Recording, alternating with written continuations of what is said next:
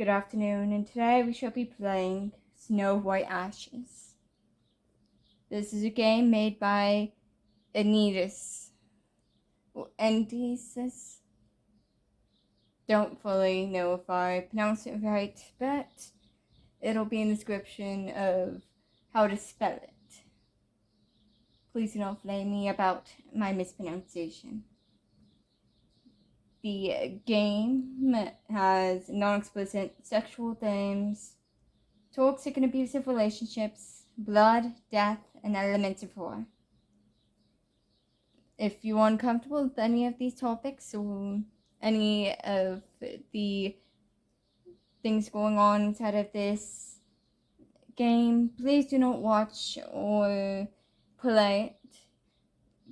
But I do have a feeling that it'll be as good as Gentlefall. I am going into this blind for the most part, except for the first 7 minutes. Let's continue on. This is a demo, and I cannot go through all the choices due to some choices leading to different branches that are incomplete.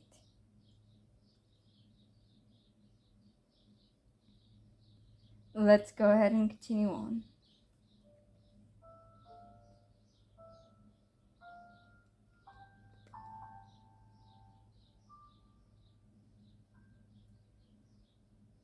I walked through an ashen wood alone. Frozen earth crunches, crick, crack, beneath my feet. Fat, blurry snowflakes fly by aglow with the moon's bright light. I could never truly be lost. Not on a night like this, when she shines so round and full, gazing down from the winter sky above. Still, I'd best to look like I am. I meander through ashen trails between the birches, silver glyphs dripped with dark. Around the trunks of pine that breach the sky, burrows buried with snow. I walk between the shadows, slip through pools of light and dark as if I have somewhere to be, but no knowledge of what path might take me to it. All the while I wrap myself in a cape of red wool, pulling its rough spun fabric and fine needlework tight around my shoulders. My hands rest inside thick sheepskin gloves. Even with the snow and the mountains air in my face, the thrill of the hunt keeps the bite of cold at bay. My heart beats with an unfamiliar feeling, a pounding, jittering rhythm. I shiver with excitement. I hope whatever is there mistakes it for fear. I sink my hands deep into the pockets of my skirts, running my gloved fingers through the edge of the deadly sharpened point I'm carrying. In a strange way, it feels more totem than weapon. I suppose I seek no ordinary prey.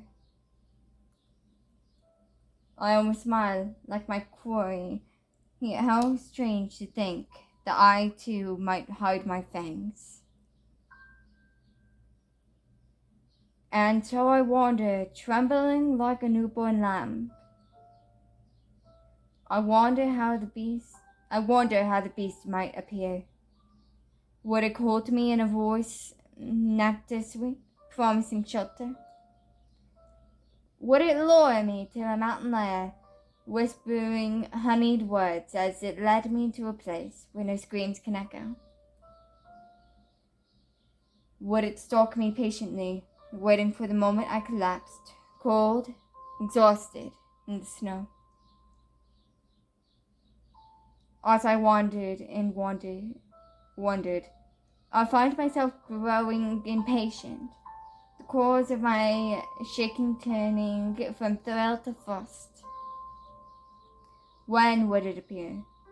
Would it appear? Am I not the image of the perfect prey? I'm running out of time. No such vexations or luxury I can indulge in. I cannot rush this. I need my mind clear. Surely there is some way of drawing its attention to me, until it can no longer look away. I feel in my pockets for the small sharp knife I used to whittle my weapon to its deadly point. What simpler way to entice a beast than with iron freshly drawn? But did I need to go so far? Perhaps it was not flesh I was hungry for. Perhaps I simply needed to call out to it.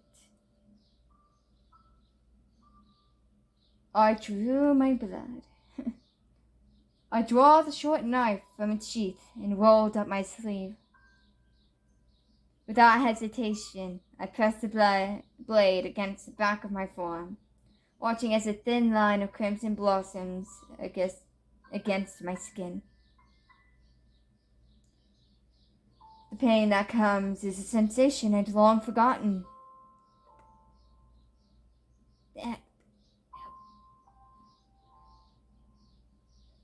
I almost cry out in surprise. Hastily, I take a long ribbon from my hair and wrap it tightly around a fresh wound. Red against red entwines around my arm, like the bark around a birch trunk, like the skin of an apple peeled away with a knife. A sudden sound echoes from the distance, shaking me from my thoughts. I turn.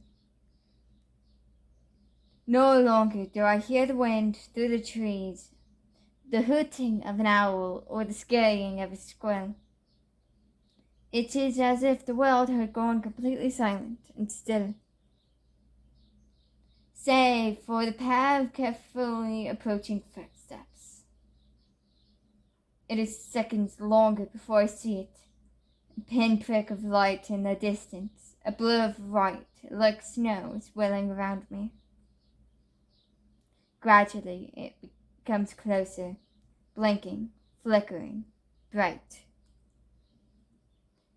All the while I stay still, so still, like my heart has forgotten its beat.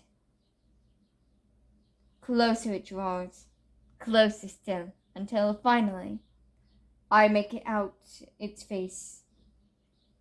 Framed in white, lock eyes with it. With him.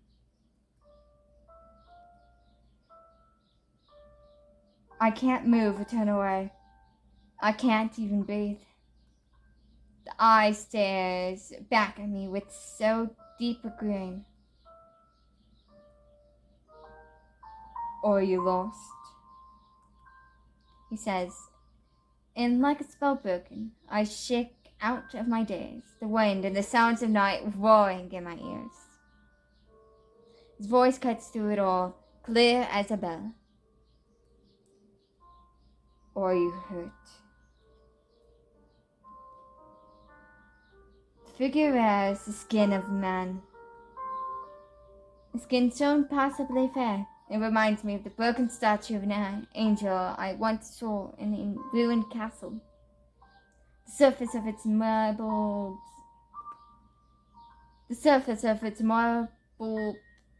pallor cold as ice when I brushed it with my fingertips. How flawlessly smooth, but otherworldly, that lonely things left behind in a world of broken granite and brittle stone. I wonder if the being before me is as cold to the touch. He dresses head to toe in white, shrouded in white, from his fine wool coat to his fur-trimmed cape and soft leather gloves. Even his hair cascades a gentle curl that frame his face, shines silver, a radiant halo lit from the glow of the lantern he carried in his hand. The other he extends to me. Are you lost? He asks again. I won't hurt you. I'll see you to safety. I promise. Sound of his voice makes all the worry in the world melt away. It is as if it is so musical, so warm and calming, like liquid honey. It takes all my will not to take his hand and awful all at once. Who are you? I ask. Simply a traveler passing through, he says, with the faintest hint of a smile. Soft, gentle, unthreatening. If I were naive, I would take his answer without question at all. But I am not. Here, alone in the woods, at night? I could ask the same for you, Demolosa. Why ever did you wander here? I was searching for something. Whatever it might be, you've come far. The nearest village is hours away. Have you a place to shelter for the night? No, I say as I quiver, as I fill my voice with the trembling of lost, vulnerable thing. Lead me away. You have nothing to fear and everything to gain. Please, come with me. I'm sojourning not far from here. You can share my fire. You can share my fire.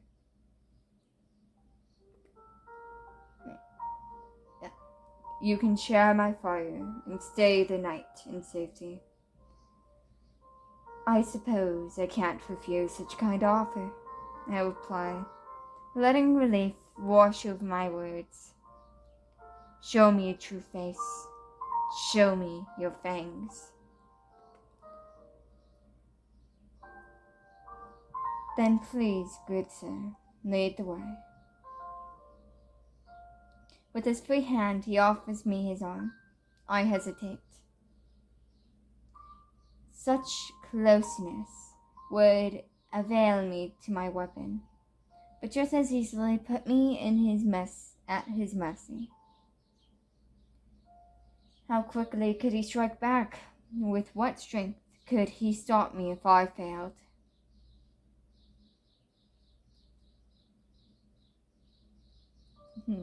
Such a hard decision indeed. Let's take his arm after we save him. Right. I'll just take his arm. I reach for that stretched hand. My fingers linger on his gloved one for only a moment before he links his arm through mine, sweeping his cloak around both of us in one elegant motion.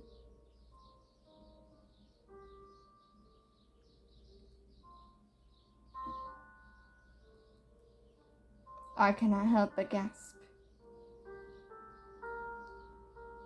Forgive me if I startled you. I thought you'd be warmer this way. I'm fine, I stammered, digging my other arm deep into my pockets, gripping my weapon tightly. His wool cloak and warm furs around my shoulders do keep away the cold. But I feel no warmth from him. No blush again across his pallid cheeks, not one breath from his lips, fogging in the night air. He smells of incense and pine and faintly the metallic tang of iron. I wonder if I've made a mistake. My heart hums as I walk beside him, its beaten unfamiliar drumming in my chest. Thankfully, he slows his stride to match mine.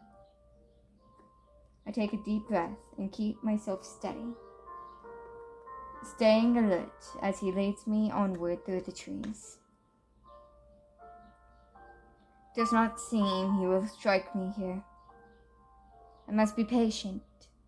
I will wait.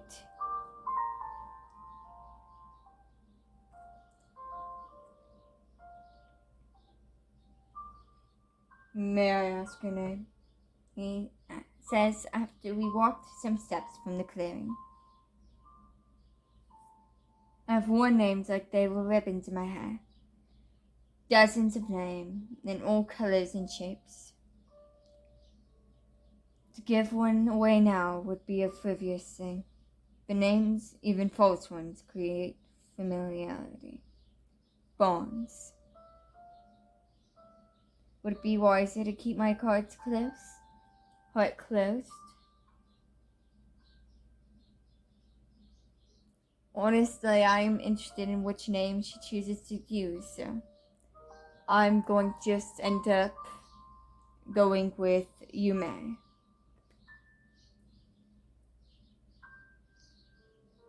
Yume, of course. Okay. Michelle. Okay, Michelle. My name is Michelle. Michelle, he repeats, savoring each syllable. That's lovely. Sounds like he means it, but that's a heart that still beats beneath his barred skin, that flutters at the sight of goodness and beauty, that thrums at the sound of a maiden's name. And yours? I ask. Of course it is. It's Gabriel. Gabriel, he smiles. Like the old angels, I murmur. If I were naive, I would wonder if he is old enough to remember the angels from the days long before the mists descended. Before any god, and the icons who watched from above fled as the undead and unsated plunged the earth into pestilence and death and rot. I would wonder, had he ever plucked an apple from the branch of Elysium, tasted its sweet flesh.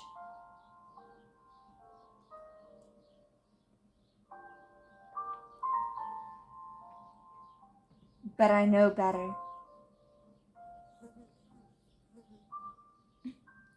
Like yours, he says with a smile, breaking my thoughts. Were your parents fond of the old tales as well?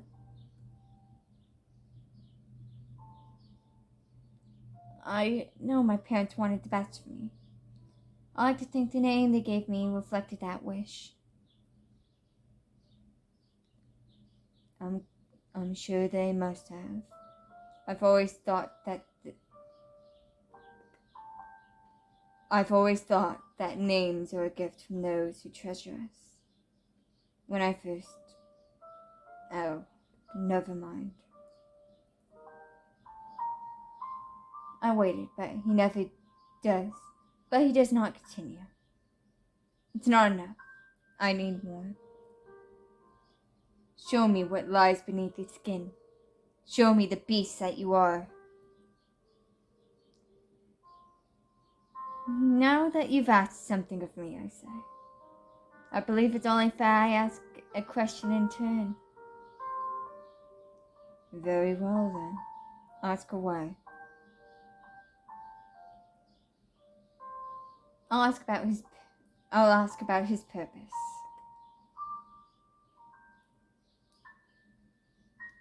You said you were a traveler, but why here? Why these mountains, this forest?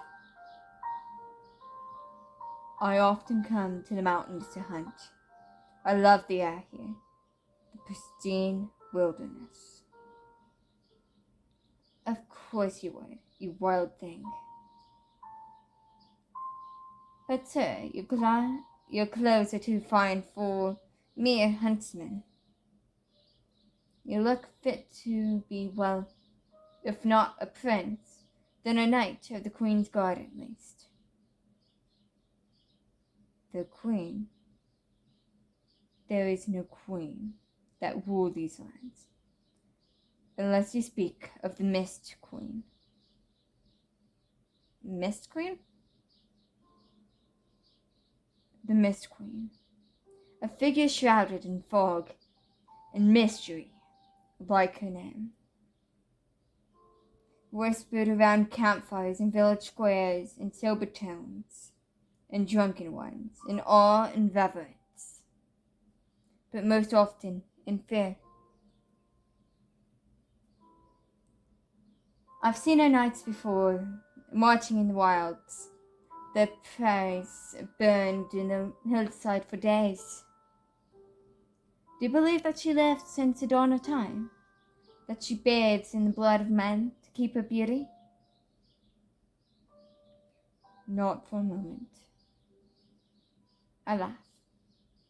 You speak as if you know her.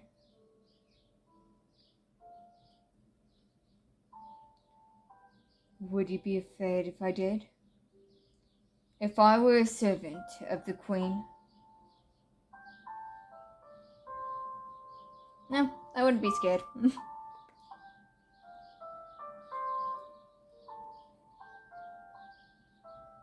I would call you a spinner of tall tales, good sir.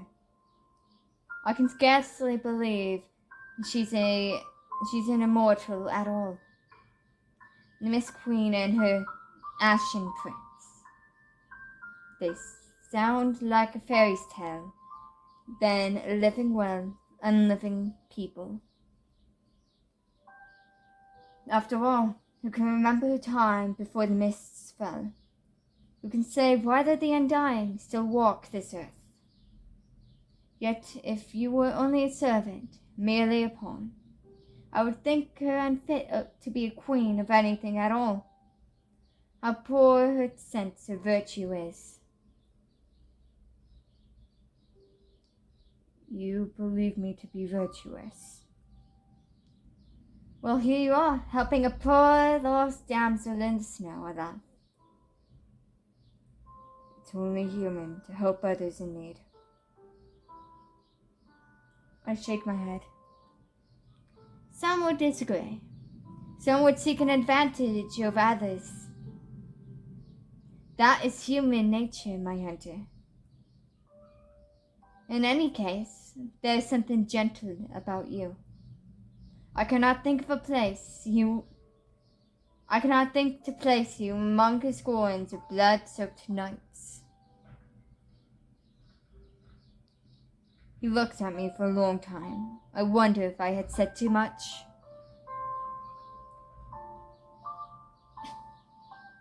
You're a strange girl. A strange, bold girl. A girl. I will pass 20 summers, but do not think to ask how many, gentle hunter. I shall not. Have you a family then? I did, though I was a stranger to them at first. They welcomed me into their home and became just like family to me.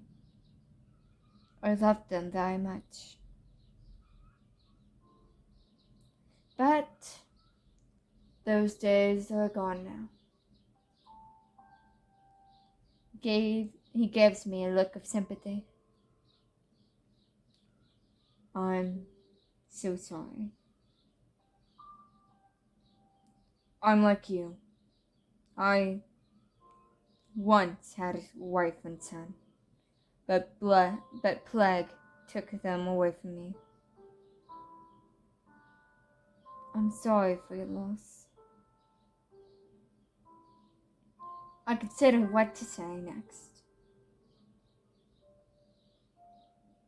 To be fair, I am intrigued in both, but I'm probably gonna ask about his past, because his family would be part of his past.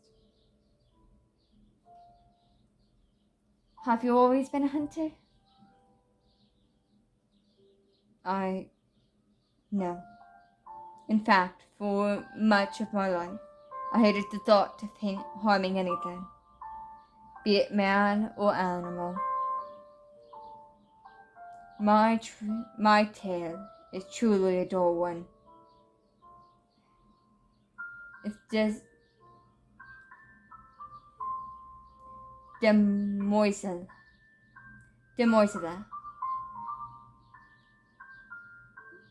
We have nothing but time. I wait for him to continue as we walk. My father was a knight at arms, but he died with land or fortune. I was very young, and so my mother was left to raise me alone in a humble countryside town. I knew from an early age I didn't want to live a martial life like my father. So I apprenticed to a healer, then studied medicine as a young man. Eventually, I returned to that small town, met and married a shepherdess with the loveliest smile in the world, and spent my days treating coughs and fevers, making poultices and tisanes, mending wounds, until the plague I finished. He's silent for some time.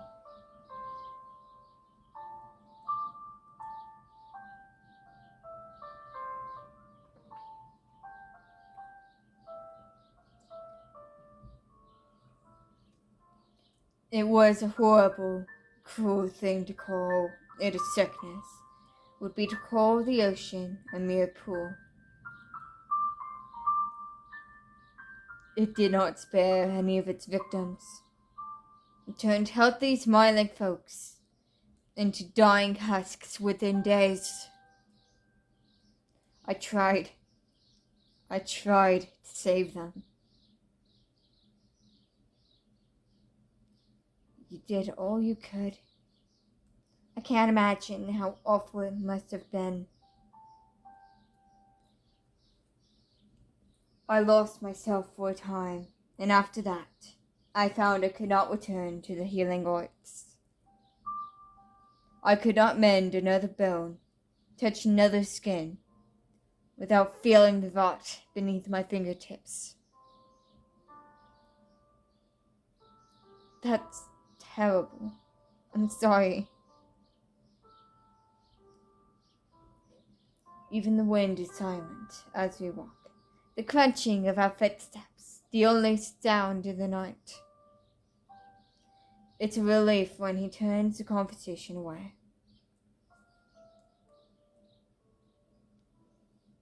I've spoken enough of unpleasant matters. Tell me something about you. What do you enjoy?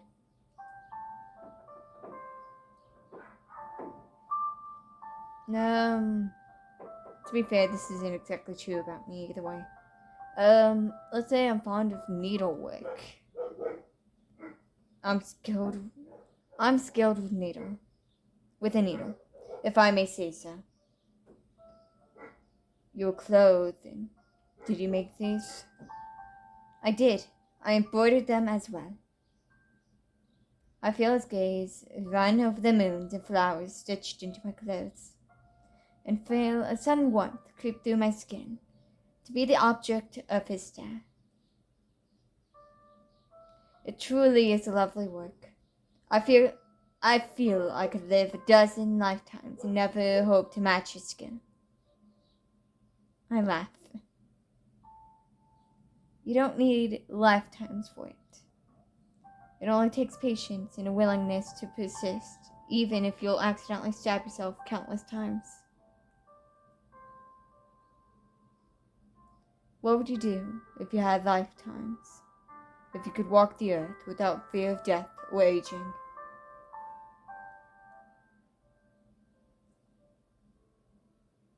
To be fair, I would do both of these. To be fair, one is more difficult than the other, though. But it's also something that I kind of wish I could. I would look for someone to spend it with. I would look for someone to spend my days with, that we might share in all the joys of the world together. But you, deathless, would outlive them, watch them grow old and wither away at your side. Then I would spend my days searching for a way to share with them the gift I was given. All while their precious time slipped away. All while seconds to them would be days, months, years. Forgive me, I've burdened us with a heavy topic again.